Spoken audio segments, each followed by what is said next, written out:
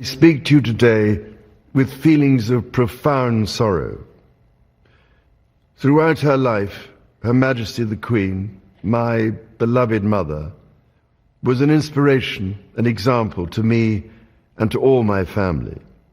And we owe her the most heartfelt debt any family could owe to their mother, for her love, affection, guidance, understanding, and example.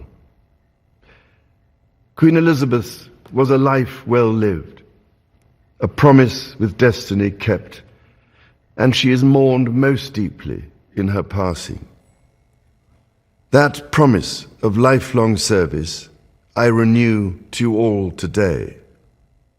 Alongside the personal grief that all my family are feeling, we also share with so many of you in the United Kingdom, in all the countries where the Queen was head of state, in the Commonwealth and across the world, a deep sense of gratitude for the more than 70 years in which my mother, as Queen, served the people of so many nations.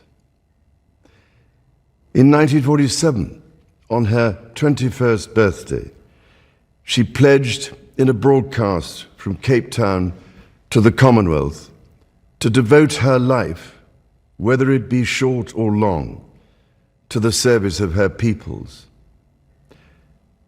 That was more than a promise.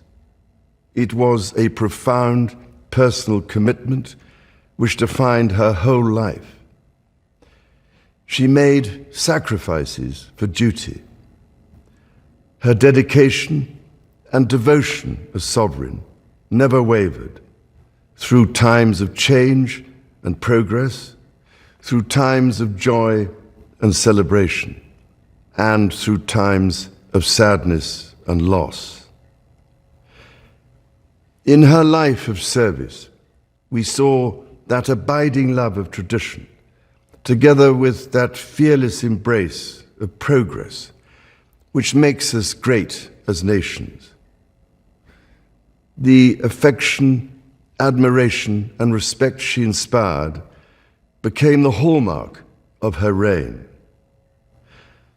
And as every member of my family can testify, she combined these qualities with warmth, humor, and an unerring ability always to see the best in people. I pay tribute to my mother's memory, and I honor her life of service. I know that her death brings great sadness to so many of you, and I share that sense of loss beyond measure with you all. When the Queen came to the throne, Britain and the world were still coping with the privations and aftermath of the Second World War, and still living by the conventions of earlier times. In the course of the last 70 years, we have seen our society become one of many cultures and many faiths. The institutions of the state have changed in turn.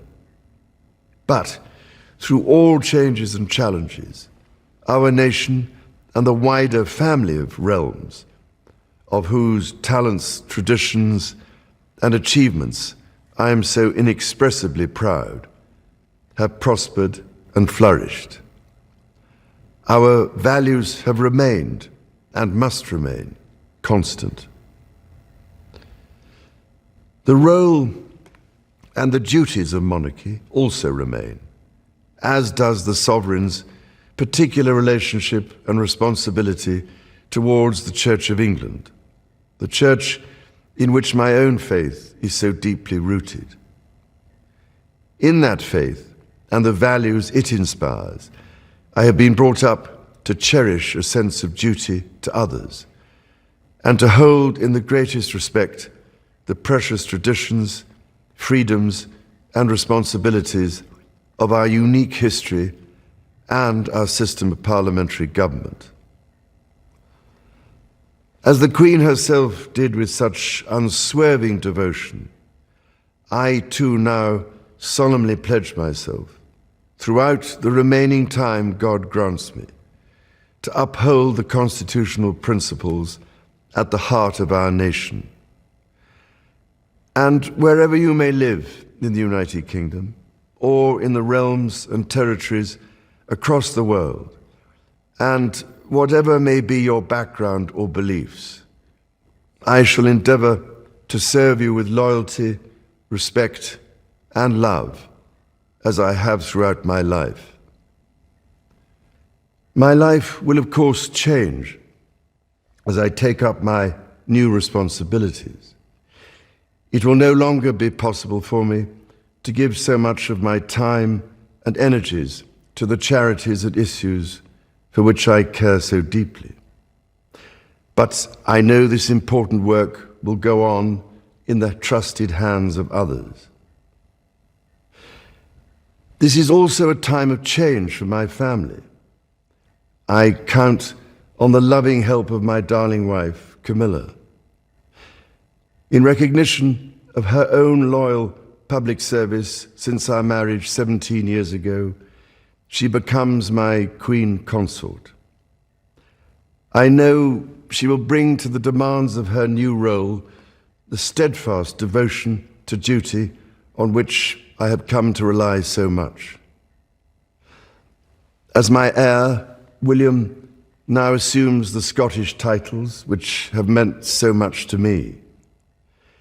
He succeeds me as Duke of Cornwall and takes on the responsibilities for the Duchy of Cornwall, which I have undertaken for more than 5 decades.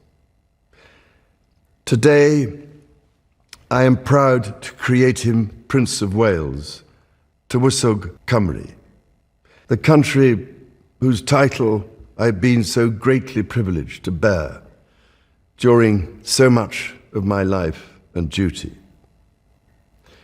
With Catherine beside him, our new Prince and Princess of Wales will, I know, continue to inspire and lead our national conversations, helping to bring the marginal to the centre ground, where vital help can be given. I want also to express my love for Harry and Meghan as they continue to build their lives overseas.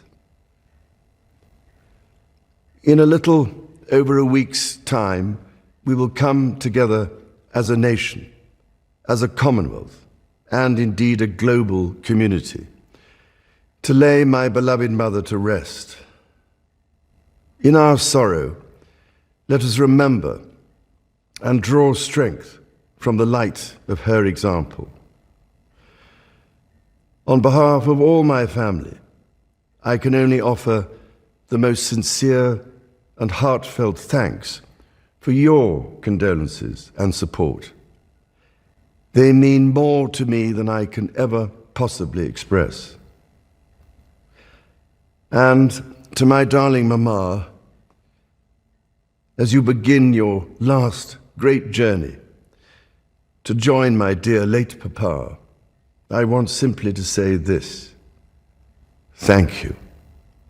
Thank you for your love and devotion to our family and to the family of nations you have served so diligently all these years. May flights of angels sing thee to thy rest.